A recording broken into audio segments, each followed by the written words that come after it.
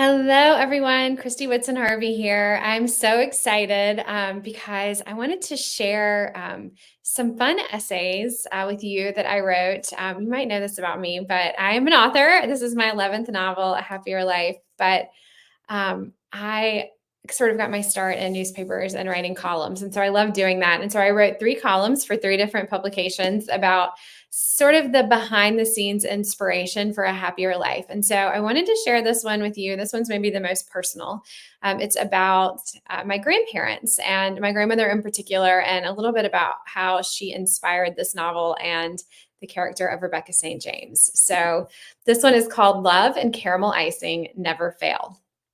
My best memories are in my grandmother's kitchen, picking pieces of ham and turkey off the pan as my grandfather carved, sneaking the corner of the dressing, not stuffing, dressing, burning my fingers swiping fried okra from the paper towel covered plate as quickly as Grandmommy could scoop them out of the pan.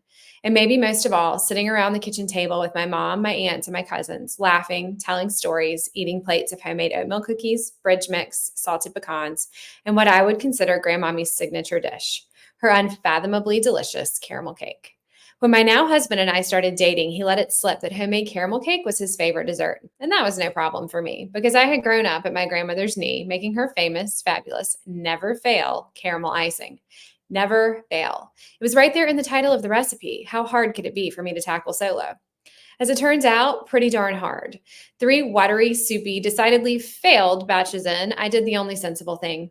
I got in the car, drove an hour and a half from Chapel Hill, where I was in college, to Salisbury, where I grew up. I don't remember calling to tell Grandmommy I was coming, and in retrospect, I'm sure she had to drop a thing or two to accommodate my request to bake right now. I watched carefully, glued to her, as she executed the same recipe that I had just attempted 3 times in the tiny kitchen of the house I lived in with 7 girlfriends. I was almost waiting to say, see, it's not working. The recipe is broken. Only the minute she put the stainless bowl in the cold water in the sink and began to stir, her icing thickened perfectly and was on our homemade cake minutes later. She was a wonder, that woman. And it was a lesson that maybe sometimes it wasn't about the recipe. It was about the chef, the experience, the practiced hand and skill of someone who had spent hours in the kitchen perfecting the dishes that her family associated with home, with safety, with security, with love.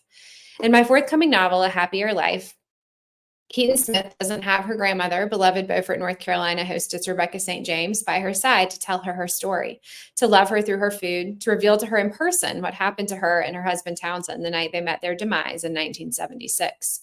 But Keaton has her grandmother's recipes, her entertaining notes, and all summer long to try to recreate the hostessing prowess that she surely inherited. In many ways, I relate to Keaton, echo her feeling of wanting so desperately to hang on to the beloved Southern traditions that fill my memories, that defined my childhood, and in lesser ways, my adulthood. I think that's why I love to host parties. It's definitely why, like my grandmother, I always keep a batch of homemade oatmeal cookie dough from her recipe in the freezer. I pull it out when my son's friends show up unannounced, when a neighbor stops by for a visit, to fill my home with that smell and that taste that will always, always be, to me, the very essence of my grandmother.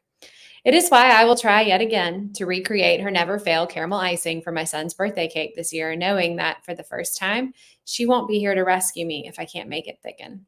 Sometimes it's hard to remember that the grandparents I had for 36 years of my life are gone. I remember coming home from my grandmother's funeral in particular. She passed away a few months after my grandfather, and feeling that deep, painful longing for those days when we sat around the kitchen table, making memories that we didn't even realize we would always cherish, doing the nothing that would later in our lives mean everything.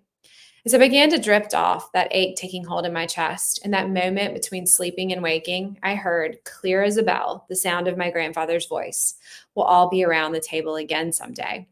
It could have been my imagination or a dream, but I like to believe that it was really him, that it was a message from the people who were there for me by my side day in and day out for so much of my life.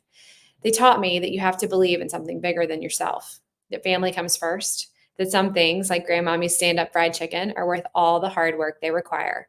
And most important of all, that their love, like Grandmommy's caramel icing, would never fail. So that's a little behind the scenes about as part of the inspiration for A Happier Life.